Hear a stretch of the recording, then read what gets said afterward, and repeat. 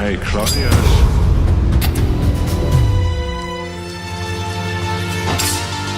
killed my father.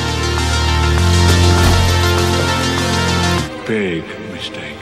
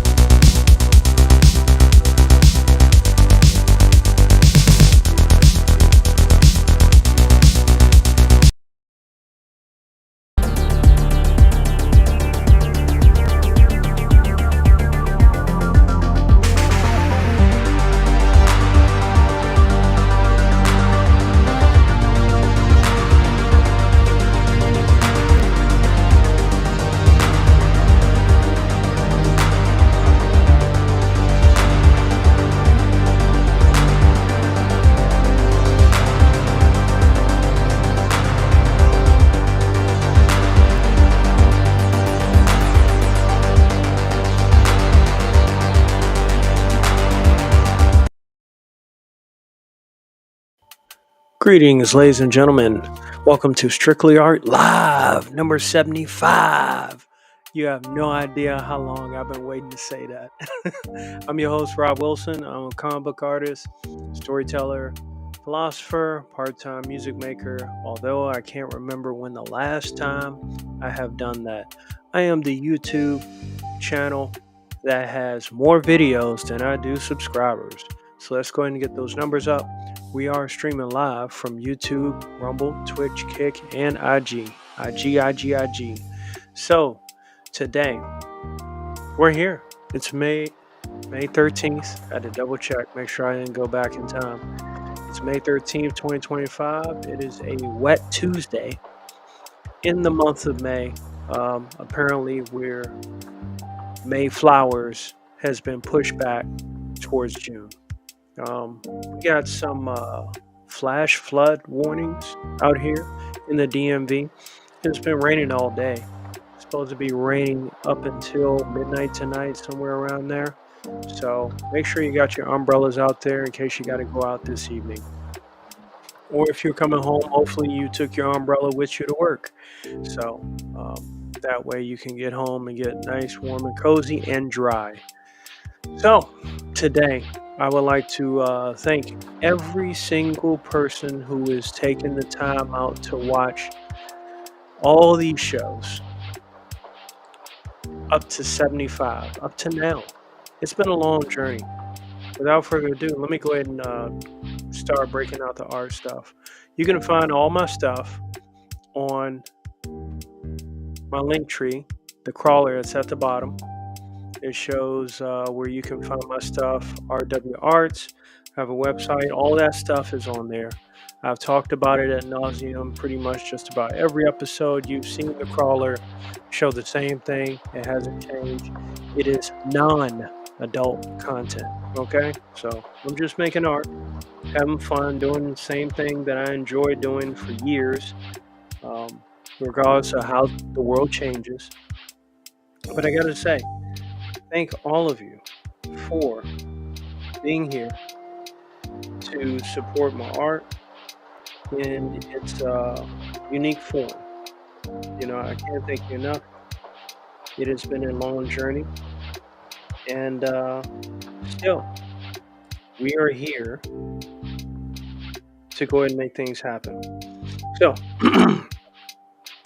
Sinners, we're going to talk about that. Ryan Coogler's latest movie that's taking the movie theaters by storm. Even Tom Cruise bought a ticket to go see it. You know, so that's where we're at. Also, yeah, pretty much that's all we're going to cover.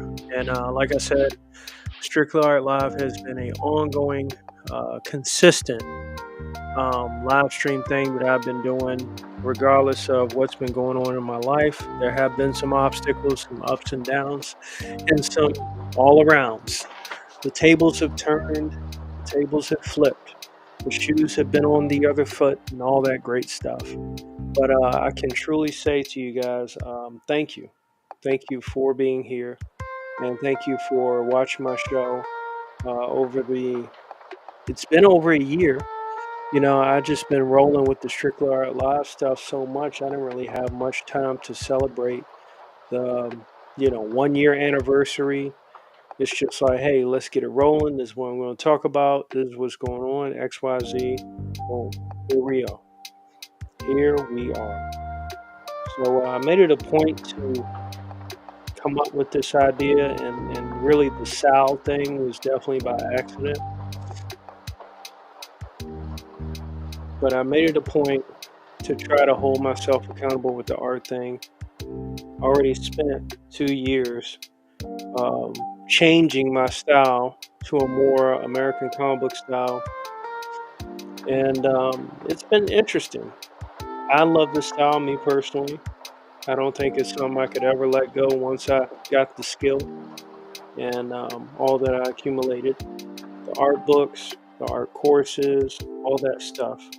So I have all the tools that I need in order to accomplish my goal, which is to make comic books. Something I always wanted to do.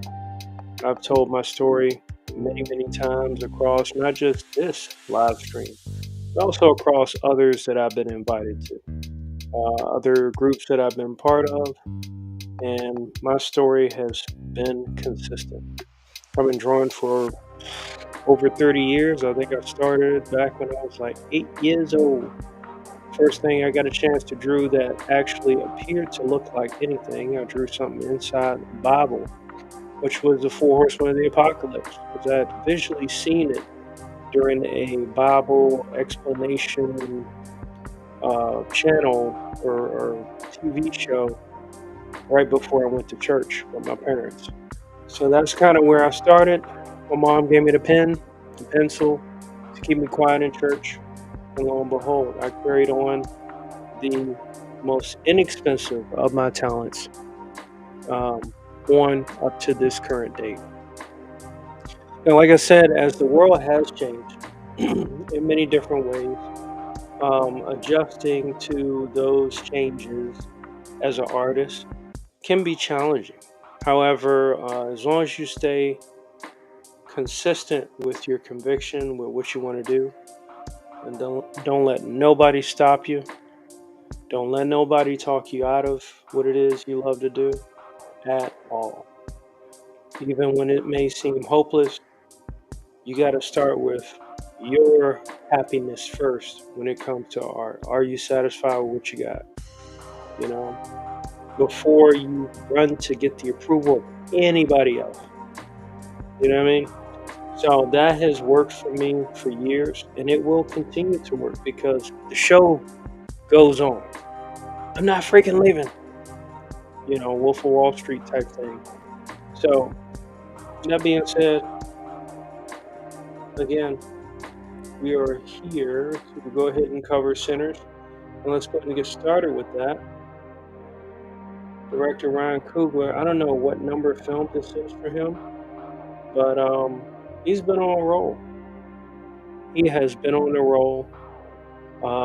Can I say every movie he's done, from Black Panther to Creed, Black Panther 2 was a little out of his control, as he had to admit in an interview.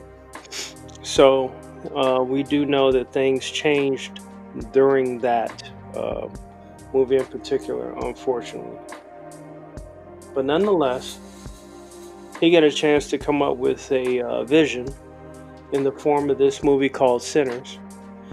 And it's an interesting premise. It takes place during, just barely post-slavery days, or I think there was still kind of slavery-ish, but cotton was a main commodity during this time. I think the introductions of everybody was just fine. As soon as I saw Delroy Lindo, I was like, all right, yeah, we're in for a treat, and that we were. Now, initially, we have the cousins, if they were cousins or just twins. They got back in town and managed to purchase a place to start a club. Great idea, entrepreneurs. But apparently, they did have a past, which is why they left in the first place. And that past, we'll see if it catches up with them as we continue to talk about this movie. But yeah, we see all the new characters being introduced. It did start off with a foreshortening concept where the boy showed up in the church, bloodied and scarred, to his father, the pastor, who begged him to put down the guitar and never play for sinners again. His father apparently had warned him about going out and told him the risk that could be involved. And that warning kind of reminded me of a story my dad told me about a basketball player named Len Bias. Just got drafted to the NBA.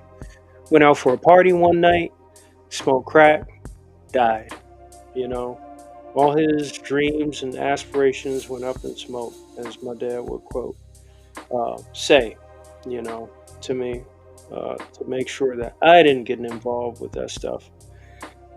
So that had a little bit of a personal connection for me, as far as like the parental warning of what not to do and the risk that may be involved. Now, as we see the twin brothers, both played by Michael B. Jordan, or was one a clone? Who knows? As we see twin brothers making it through town, they're go ahead and gathering all their resources. There's a Asian market in town as well. Um, Maybe that has something to do connected to the Transcontinental Railroad. Maybe, I don't know. Didn't really see any connection with that, except hey, they knew the twins. That was the only connection with the Asian market and the people that ran it. And from there, they had a vision, they had a plan. They got the musicians, the young boy that played the guitar. Then you had Delroy Lindo who played the harmonica. They promised him cold beers all night long um, while he played and stuff, and they offered to pay him.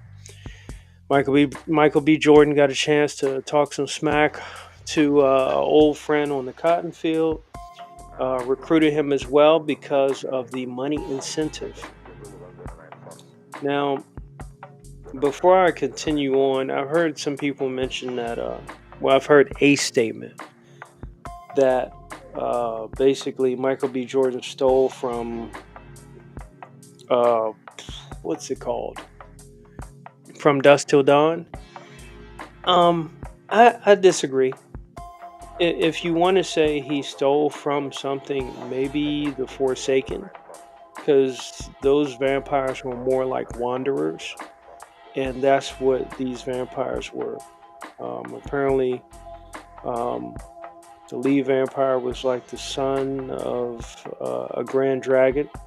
And sure, I'm going to kind of go all over the place about this because there's kind of like some past and current things involved with what they present in this movie.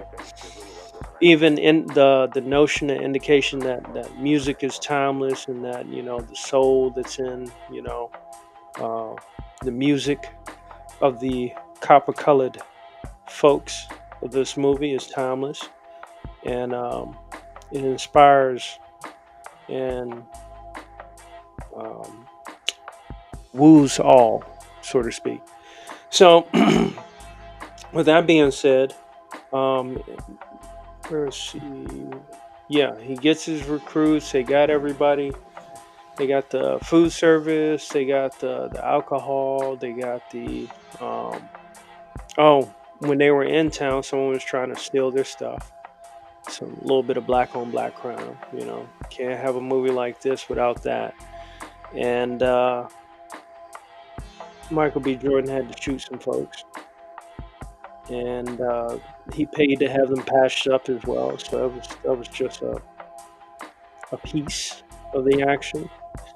But yeah, the concept of uh, the nephew being, or the son of a grand dragon being a vampire kind of plays an interesting twist because the Order of the Dragon, Vlad Tepes, I believe that's what his uh, his thing was connected to.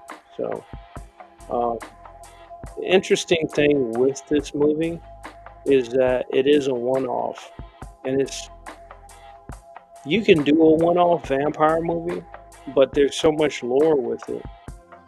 It probably would require a lot more commitment. And since we know now Ryan Coogler is working on Ironheart, ugh, well, it's a good thing he got a chance to put this movie out, put his vision out for this before he gets dragged through the mud for that series, because it will not be pretty, unfortunately.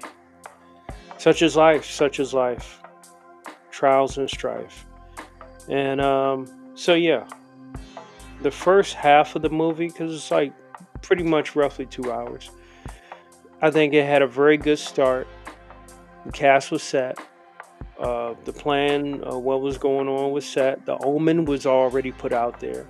The pastor warning his son to be careful of playing for the devil. He might follow you home. Very good analogy. I mean, I enjoyed it, for what it was, the time frame and everything. Um, it all had a pretty decent story. For its timing, too, I think it is unique. But unfortunately for me, like I said, because there's so much vampire lore out there, this could have easily been like 3 movies. Um, because strictly, vampires weren't limited to just one group. I'm sure, especially with the gold that they had, they said it was from a different time. So to have that gold, in my opinion, almost kind of reminded me of um, John Wick. Was that the type of currency the underground vampires used? Who knows? That could have been something expounded upon in like by the second movie, But you could tell it was a one-off because pretty much the only one that made it out unscathed was the young boy. Now, while he got clawed up and everything that they showed in the beginning of the movie, he still managed to survive and live on and play another day,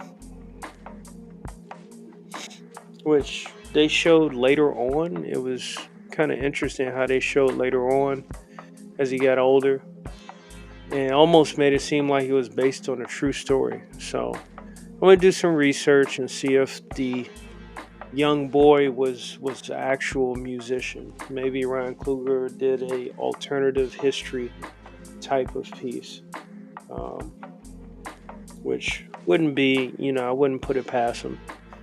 That works.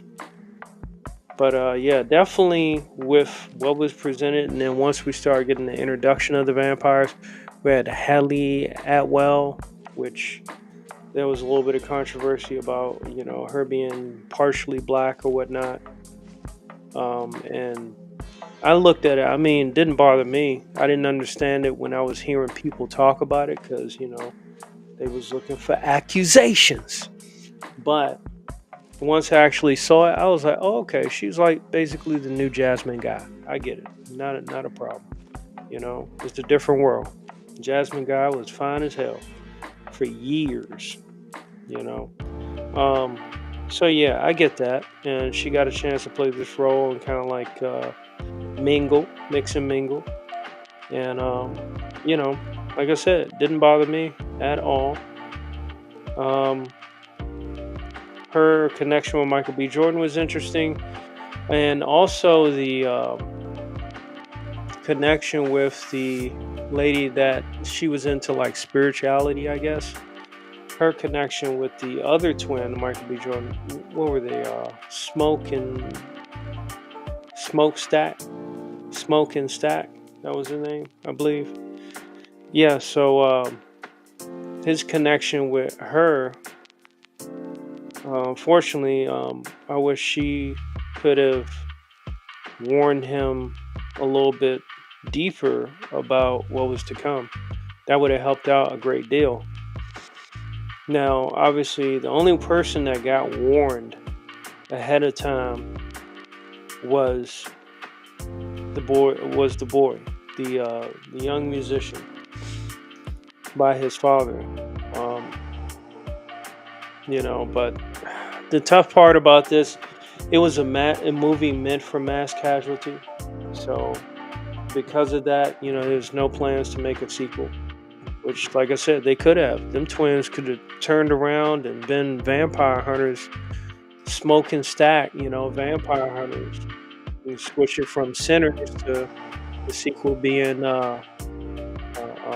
SNS, vampire killers, something like that. But they didn't survive their own movie, which was fun. But there definitely could have been a lot more. Ryan Coogler could have been expanded upon.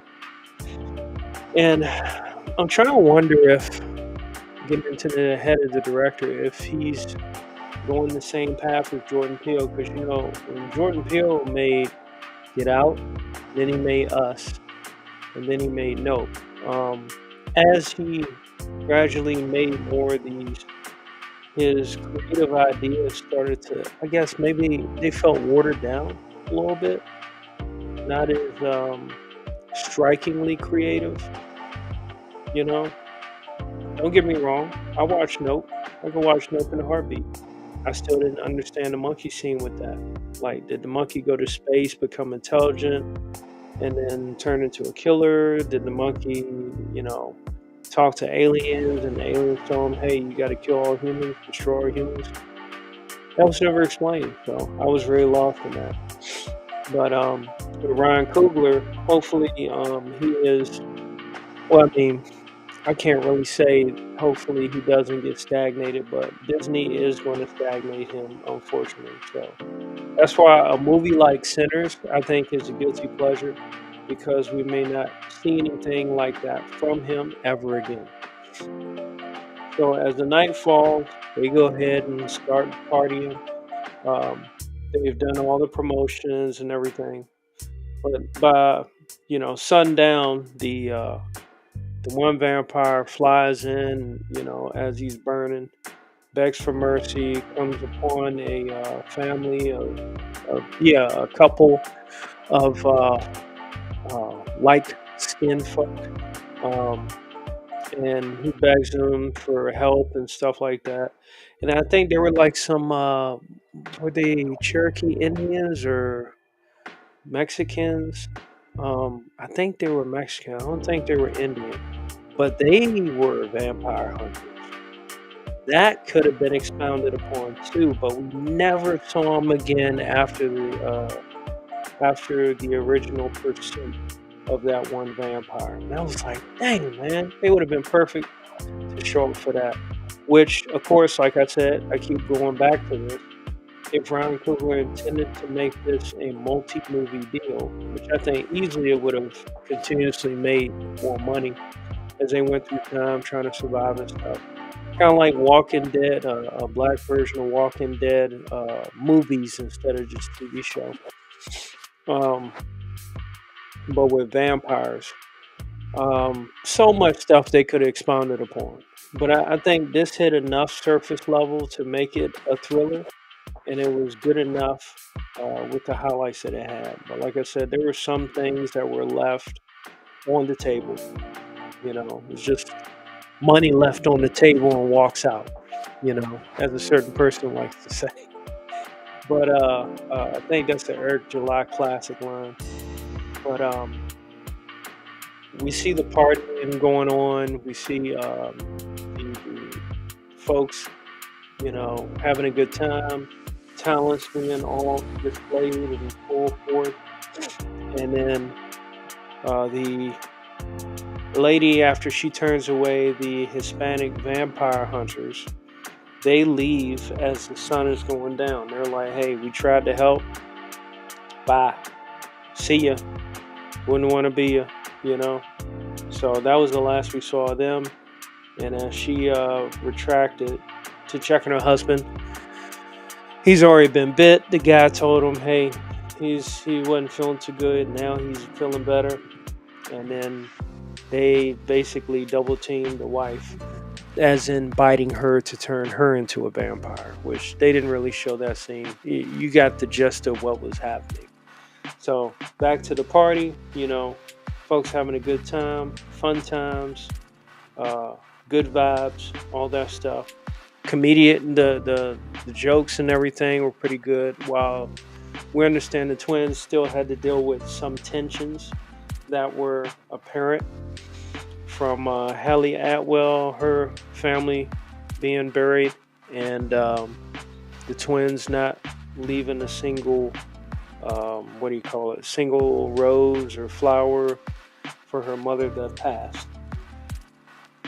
While one of them was in love with them, so the twins stayed with, they each had their own woman that they had come back to.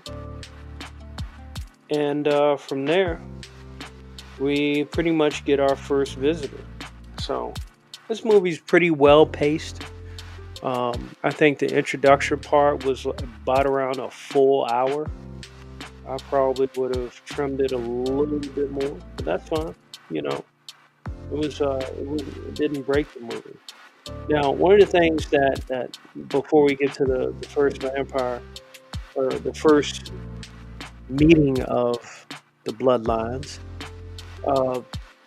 There was a scene where they pretty much introduced the young boy to playing music, and he did his first solo, and his music was so captivating that that's what pulled in the vampires, so to speak. But the interesting thing about it is that there was like a message that the director emphasized, that how the music is timeless, and it went across all lines. That scene, I get the message that Delroy Lindo put in there, but I think it got overdone by while they were jamming out.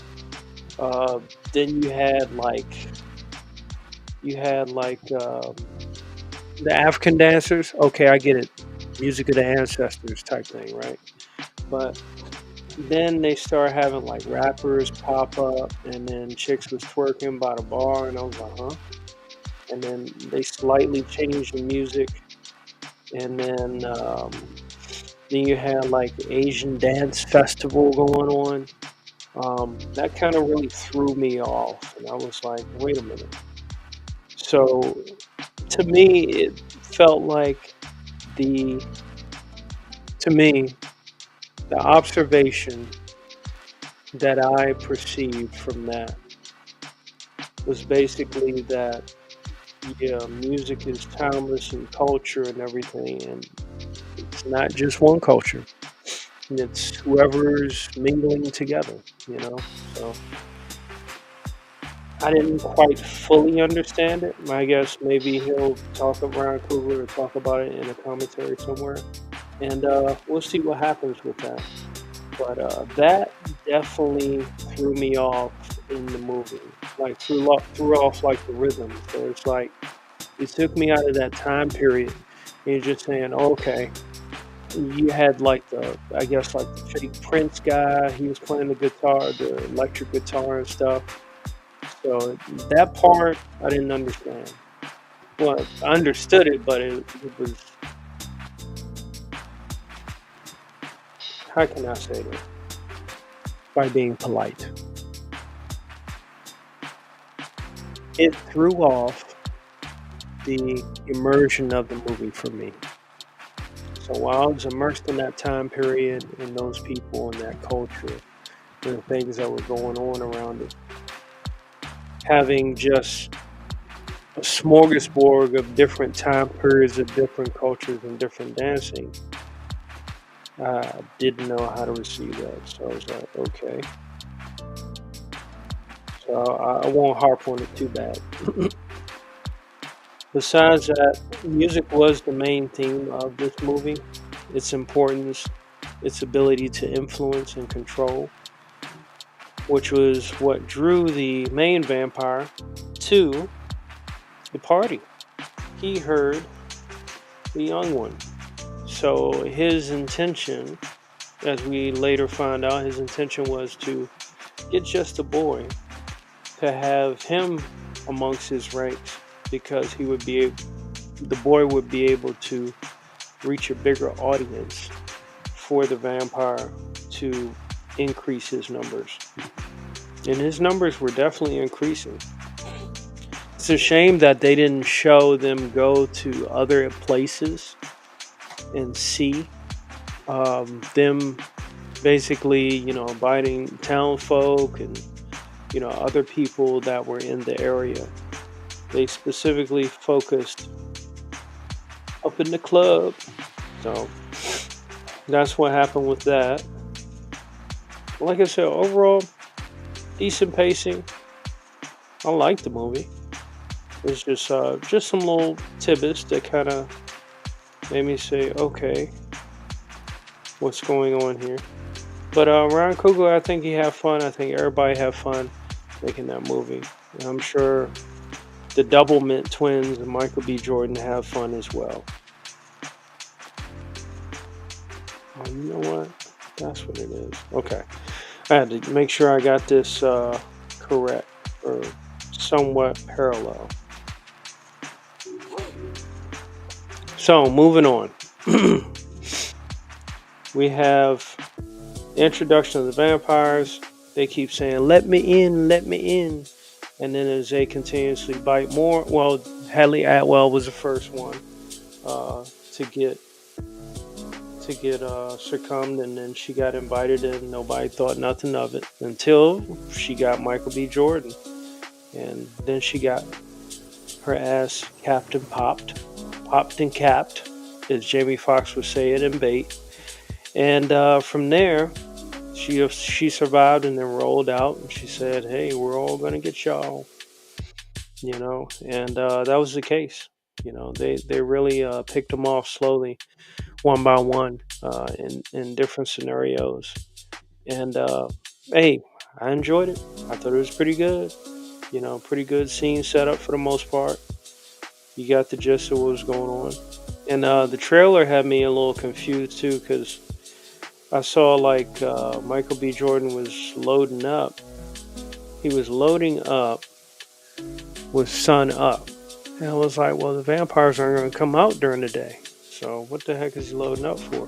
Later on, we find out that he's loading up for the KKK, because after dealing with all the vampire threat, the KKK were planning to come there and wipe them out anyway as well during the day.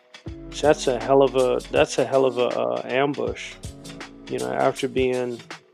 After maybe surviving the vampire threat, um, getting swarmed by KKK, which that guy, that Grand Dragon, said that they didn't exist anymore after the Jordan twins warned him not to send anybody to try to take their property. And boy, were they heavily armed. They were ready, or at least one of them were. So, like I said, overall, pretty decent movie. Let me go ahead and take a quick break. By all means, please take a quick break as well. Grab your favorite beverage. Get up, stretch, do a posture check. I know I need to for my lower back because I'm still recovering from that. I shall return. Enjoy the classics of some of the things I've created over the years, and we will pick up where we left off. All right, right back.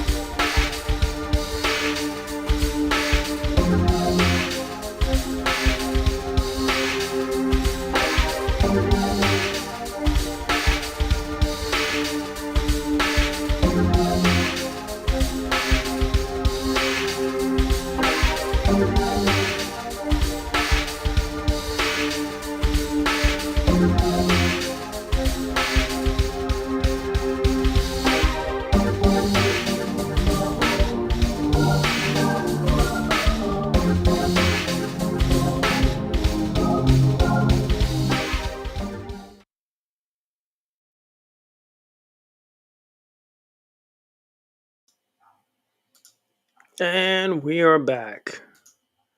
Let's see here. Now, I want to make sure I emphasize this one little part of the movie, which I truly enjoyed. Cornbread's manipulation tactics and guilt shaming after he turned, but no one really knew that he turned. Where he kept asking for permission to come into the place, and I don't want to call her voodoo, but the spiritual lady, she caught whim of that, which again, like I said, that was great. I think that would have opened doors. Excuse me, that would have opened doors to even more lore that she could have been capable of. But they only went but so far with that. She had some kind of holy water too that burned the vampires. Great tactic. But yeah, Cornbread was he was talking smack to everybody. He was like, "Now, come on, let me in now. Just hey." And then they wouldn't let him in. He was like, "All right, well, can I get paid? Let me." he kept. He made sure his hand was. He couldn't go in, right? So he kept fanning the money like his way, and Michael B. Jordan was the one that had to pay him. And I was like, "Don't break the seal! Don't break the seal! Don't break the seal!" But he was very manipulative in such a great way. It was a very good moment for that actor. He's normally pretty funny. I loved him in Transformers, where him and Anthony Anderson was in there playing video games. Grandma, you know, Cornbread had a great moment as a vampire. I loved it. I loved it. So, like I said, I can't say that they just outright stole from Dusk to Dawn, because one, Dusk to Dawn, the majority of that movie was on the road with those two brothers. They went from place to place. And two, Tarantino's character had some PDF file like tendencies. He was a weirdo. That wasn't an issue amongst the MB twins. And also in the club that they finally went to, the vampires were there. They were already there. That was their place, their lair. And this is in reverse. So I can't really say that. Like I said, if anyone would say that Coogler stole a vampire idea, I would definitely say it's from Forsaken. Because the Forsaken, they were much more wanderers. It was just a trashy movie, you know? So that's what I think is the difference. But we got to see some really good combinations of things that I don't think has been seen in that sequence of events with those variables involved, if that makes any sense. And like I said, good movie. Good movie. I can see why it's making lots of money. You know, no doubt about it. I can definitely see why. So yeah, Cornbread, he asked for his money. He's trying to get paid before he leaves. You know, it's almost like I'm not trying to bash or bring up stereotypes. It's almost like the guy that asks you, "Hey, you got some change? I need to use a payphone." It's like, "No, I don't have any change." Dang. Hey, you got a cigarette? I need I've been busy all day. Nope, I don't have a cigarette. Dang. Well, you got a lighter? You know, like, it's just going down the list of like stuff. And you know, it was funny. I enjoyed it. That's my point. I ain't gonna harp on it for too long. But as Cornbread asked for the money, that's pretty much where we got to with Michael B. Jordan. He reached out the door, and Cornbread used that opportunity to try to, well, he snatched him up and tried to bite him then, but Michael B. Jordan's trigger finger was a whole lot faster than Cornbread's fangs. Very good part. Decent movie, man. It's not too often, you know, I take the time out to watch movies, so that's why I gotta make sure that what I'm watching is decent. And if the trailer's selling the movie pretty good, fair enough. Fair enough. You got me sold on wanting to give, a chance to some of the stuff. So yeah, Cornbread didn't succeed. Michael B. Jordan got the heck back in the house, and they just shut the doors. There's no more negotiation talk at that point because they realized how manipulative they could be.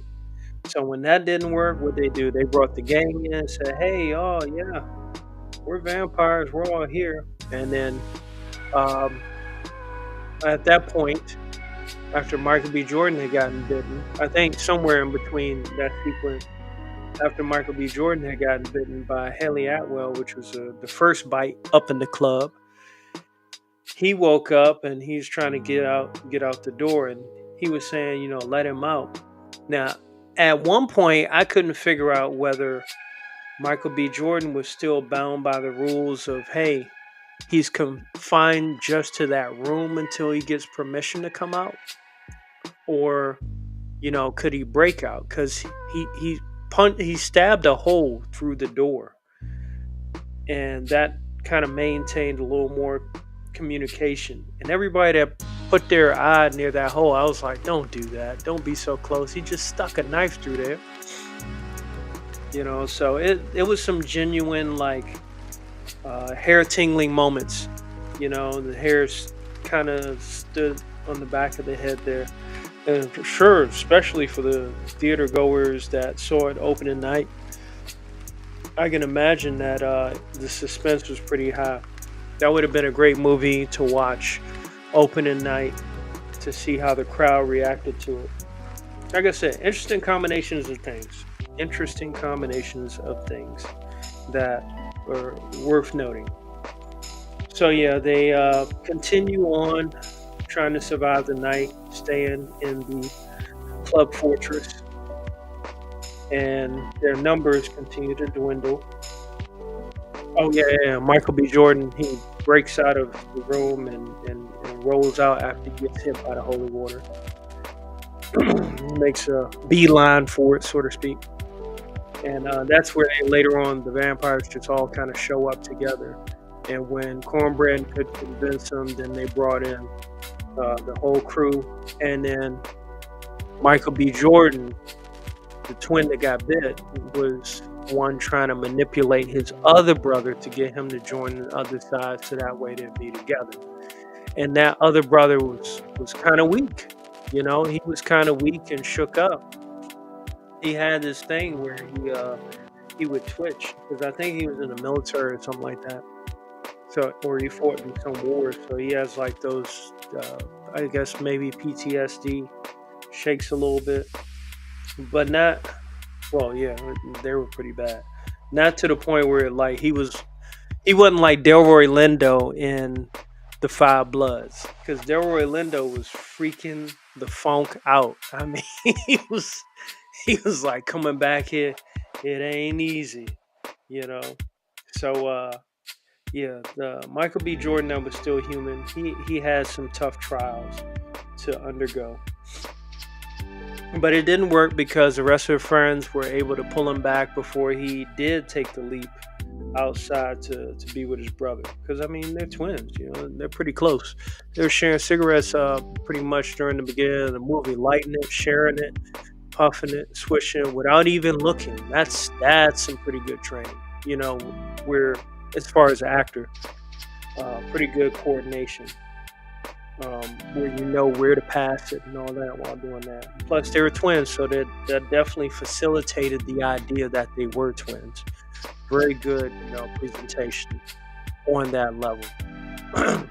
So that showed how one of them getting bit kind of challenged the bond that they had. And yeah. So they survived. They accidentally threw somebody out because they thought they got bit, and they wanted to throw him out before they turned. But come to find out, that dude was drunk. So he woke up outside, and he was like, "Oh, let me in." And they realized, what was by his head wasn't blood. It was alcohol, or some kind of red alcohol. And when they tried to go ahead and get to him, open the door, Cornbread already got him. He already got him. It was too quick. Cornbread be hungry, you know. If you don't eat your cornbread, he sure enough will take it.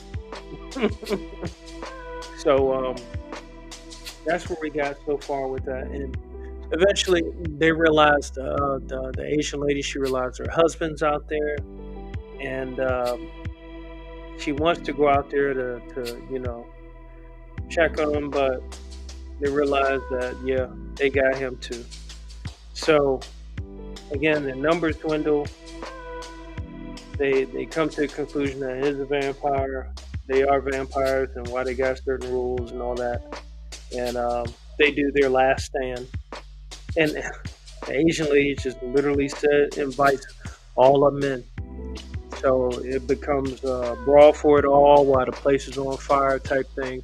And it's interesting because I thought that that's how that place was going to end up, like on fire. Because when the vampire heard the sweet songs of the young boy, preacher's son, play, he saw pretty much the place in some kind of presentation, or maybe that's how vampires envision that place going up in flames. The leader of that one, but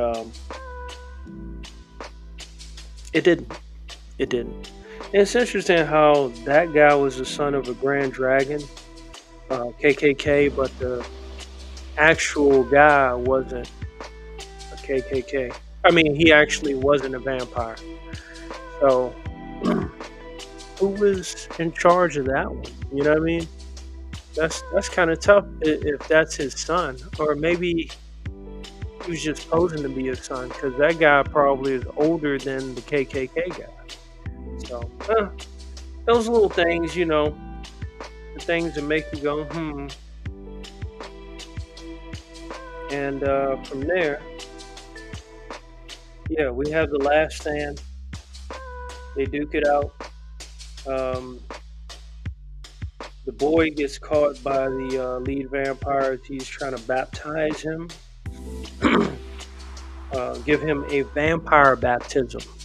I don't think I've ever seen that before. That's different, that's creative, and that's new.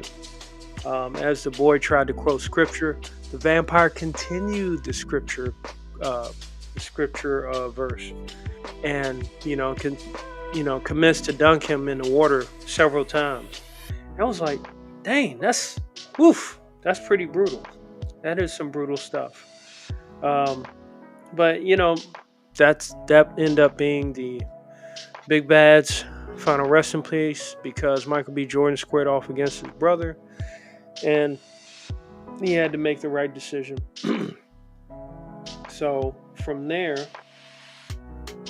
came Dawn, and with Dawn came the KKK, and as I mentioned, Michael B. Jordan, the military guy that he was prepared, and he lit them guys up.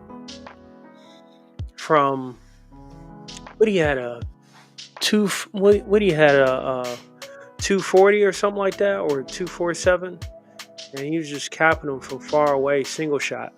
And then he got up with bipod, by the way. Best way to use 240, not not a tripod. Ain't nobody got time to be traversing against KKK members, So from there, he switched to the Tommy gun, which he perfectly placed. Right, very good strategy. Had Michael B. Jordan looking like a boss. You know what I'm saying? So that worked out well. And he had a moment because he did have to kill his girl, the spiritual girl that helped him, because she had gotten bitten by his brother. And that concept where vampires are attempting to lock in family, kind of like in Lost Boys, where the kind of nerdy tall guy that was dating the mother, he figured if he could get the boys turned, she would have no choice but to join him. It's a strategy of sympathy. It's, no, let me rephrase that. It's a strategy to manipulate sympathy for the vampire's behalf. So that's kind of what Michael B. Jordan, the one that was bitten, was doing, because he figured, hey, if he bites her now, then his brother would have no choice. His girl's already turned, but the living Michael B took her out. And he was like, "We were gonna be one big." His brother said, "We were gonna be one big happy family," and you know, the good Michael B was like, not gonna happen. You're not doing that." So that's how that turned out. The movie, like I said, it kind of ended abruptly, and the part where they showed the boy, the preacher's son, coming back to the church. He ended up playing later on in life. So I gotta do some research and find out if this is based off of an actual guy, and see what the heck is going on. Because when he was performing, in his later years, he still had the scar that the lead vampire had given him. So interesting stuff. Interesting stuff. Man, I botched that, didn't I? But yeah, that's pretty much it for that movie. Sinners, I think, was a great movie. Enjoyable for all the elements that it had in it. Even some new um, turn of events, something a little bit different from the vampire lore. Oh yeah, and these vampires could fly. It wasn't even a question. Just lift off. You know what I'm saying? Start floating up. So that wasn't used too much. Like, I thought there was a point where Hadley Atwell was actually going to crawl up the wall. Like in Blade 2 and a lot of possession movies. That normally makes things look kind of scary, but I think they kept that to the minimum. Like I said, I think if Ryan Coogler wanted to make this a continuing series, like a franchise, basically 1, 2, and 3 Sinners,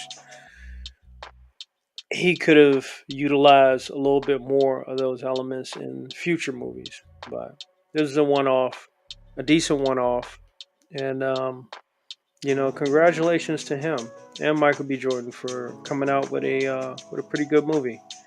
You know, um, it wasn't perfect. Obviously, there's no such thing as a perfect movie, but hey, it's good for this day and time because there's some pretty terrible movies out there.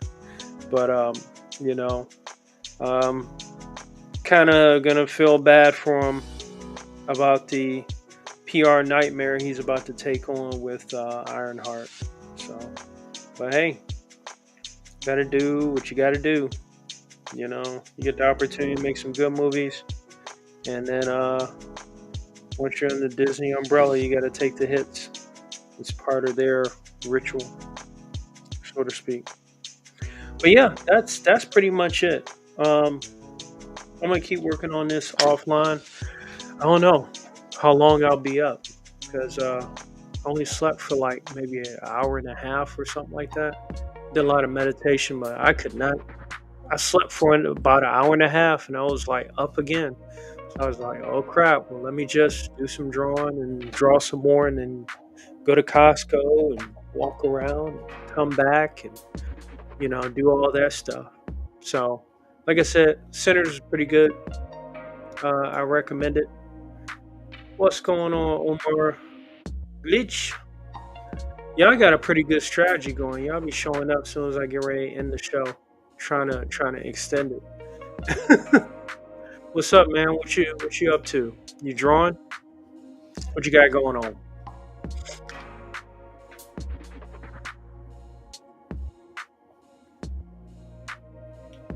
Hmm? But yeah, Sinners, pretty decent movie. Like I said, definitely one of the better movies that's out there. And one of my battle buddies from work, he recommended me to check out this movie called Source Code. So I'm about to hop on that right now. How did this get all the way over there? That's crazy.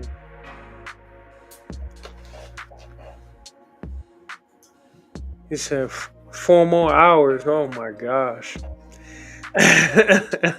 I do have enough energy drinks for that, but like, yeah, some of the stuff I gotta draw offline, you know, especially my comic book. I'm keeping a lot of that in the wraps until it's pretty much done. But I will do a update video on it soon, as I've been working on new pages and stuff. 30 to 32 page comic. I figure with the main characters that are involved, I'll give them each about 10 pages, you know, 8 to 12, somewhere around there. So just chilling, prepping assets for videos and thumbnails. Yes, indeed, sir. Yes, indeed. You know, when the StreamYard um, was very, very popular before they upped their price, everybody was on it. I was already looking for alternative, and I know people were going to what was that? What was that streaming service? Lime or something like that. Limer, Key Lime or something. I can't remember, but I heard it drains. You know, whoever the lead person, whoever the lead person's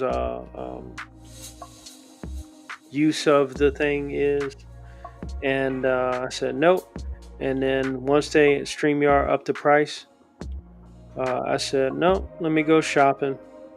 And then come to find out, Restream is pretty good. And when it comes to like software products and stuff like that, um, if it works and if it's effective, easier to use user interface, I will definitely. I'm willing to invest in it. You know, for like the membership costs and all that to utilize it to its maximum potential, or at least whatever my pockets can handle. But that goes back to the type of thing of investing in yourself. And if you don't do that, who else is going to invest in you? You know what I mean?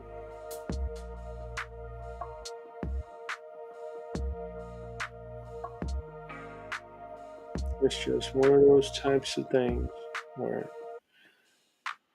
I'm trying to make sure I got these blocks done. Keep trying to make it a little more complicated and a little bit of space that these things have.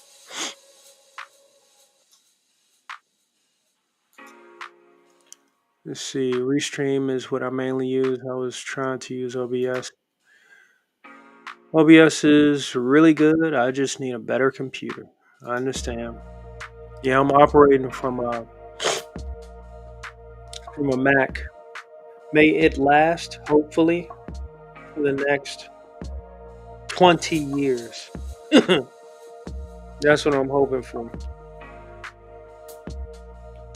I don't know how I managed to always keep getting these blocks on the face part of this.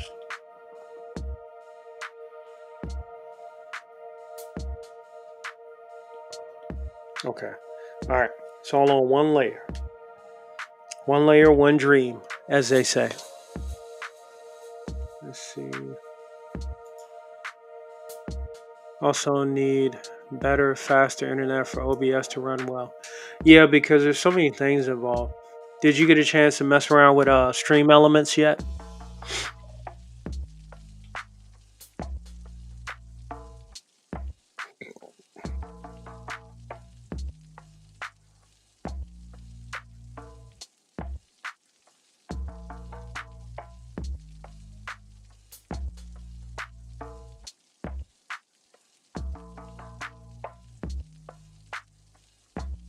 Let's see. Yeah, most of my computers are almost 10 years old. Yeah, man. Right now, yeah, operation. The oldest thing I have is are iPads. There, I have some iPads that are. Oh gosh, one of them, my first iPad, I think 2008, somewhere around there. Still, it works. Still got the first generation pencil and all that. But it's old as hell. Still got Procreate on there and all that. But it's old as hell. You know.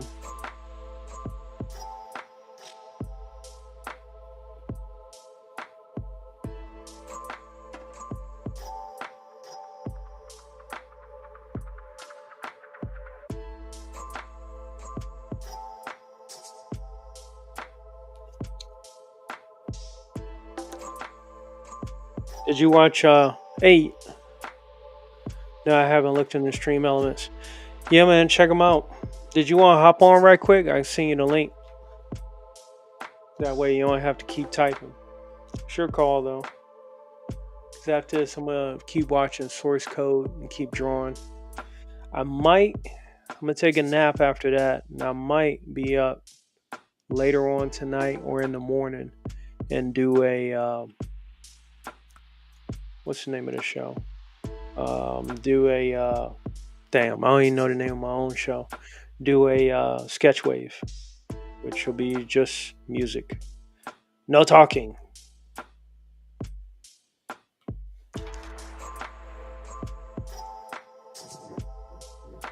I'm not a fan of Apple products. Hey, I get it. It's just Apple's brought me a crap ton of productivity, and as long as it's doing its job, I can't complain much. But it's been acting kind of moody lately.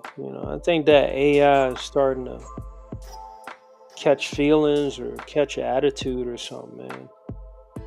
Trying to give me a hard time. I gotta press one button like 1,000 times to be like, oh, you're awake. Thank the heavens.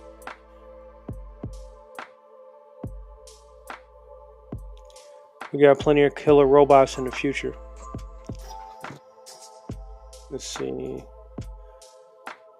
So I would jump home. I gotta go in a bit to run some errands. Perfect. That is great timing. So I'm gonna go ahead and get the hell off of here. Ladies and gentlemen, thank you all for listening live in the replay. Please check out Omer Glitch's madness, all the stuff he's got going on. And check out his live stream he probably has later. It's Tuesday, so hump day is tomorrow. But he'll probably do a random stream with a bunch of fellow artists on there. So be sure to check him out on YouTube. Exactly the same way his name is spelled. In fact, let me see here.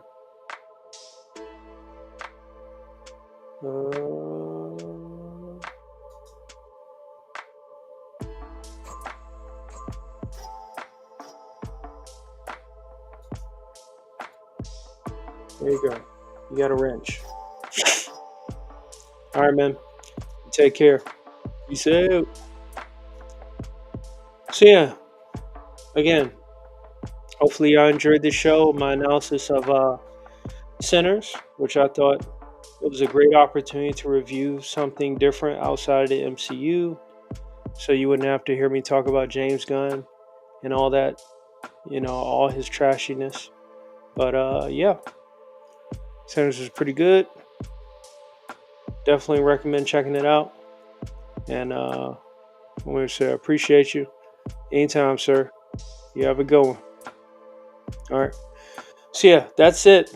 Thank you, ladies and gentlemen, for joining me for the 75th episode of Strictly Art Live. With me as your host, Rob Wilson. Y'all take care. Hug the ones you love. Cherish every day as if it's your last. And God bless. I'm out.